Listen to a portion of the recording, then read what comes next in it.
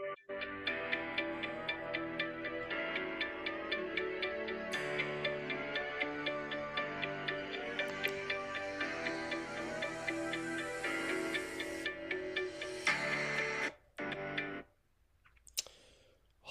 my name is Christopher, and today I will be talking about natural gas, why it's so widely used, what the major risks are, and what role local governments should play in regulating it. I'll also connect this to broader environmental and climate considerations. So here's a quick overview of what I'll cover.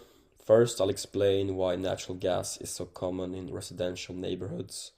Then I'll go through the technical dangers like explosion risks and carbon monoxide. And after that, I'll look at whether local governments should regulate natural gas. And finally, I'll talk about some realistic policy options. And the goal is to give a clear and balanced understanding of the issue.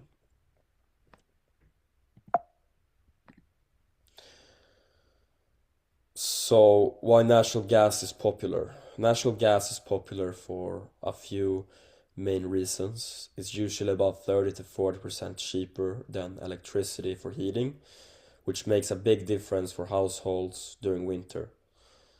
It also heats quickly and consistently, so furnaces and stoves respond instantly. And another major factor is infrastructure, and most neighborhoods already have pipelines in place, so natural gas becomes the default option. And even though it's fossil fuel, it releases around 50% less CO2 than coal, which is one of the reasons uh, it was originally promoted as a transition fuel. And even though natural gas is convenient, it comes with a real risk. And the first is explosion risk. Natural gas is mostly methane, and methane becomes explosive when it mixes with air at concentrations between 5 and 15%. A small leak combined with a spark can cause serious damage. And another danger is carbon monoxide. And if natural gas doesn't burn completely, it can create CO, which binds to hemoglobin 200 times stronger than oxygen. And since you can't see or smell it, CO detectors are essential. And finally, methane is a major climate concern.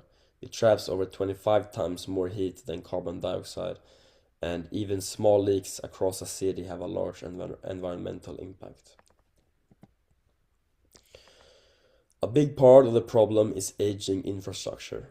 Many natural gas pipelines in the US are between 40 and 60 years old, and over time, pipes corrode, seals weaken, and leaks become more likely.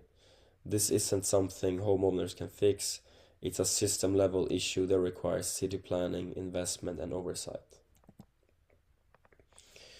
Now, should governments regulate? Because of these risks, local governments do have a role to play, and the goal isn't to ban natural gas overnight, because that wouldn't be realistic. Instead, the focus should be on balanced regulation that improves safety and reduces emissions.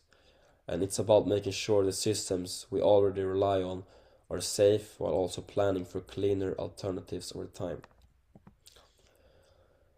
There are several realistic policies that cities can adopt, and one is annual safety inspections for furnaces, water heaters, and ventilation systems. Another is using advanced leak detection tools. In some cities, using infrared scanning and sensor systems have reduced methane leaks by 20 to 30%. And updating building codes for new homes can also make a big difference, requiring sealed combustion systems and automatic shut-off valves.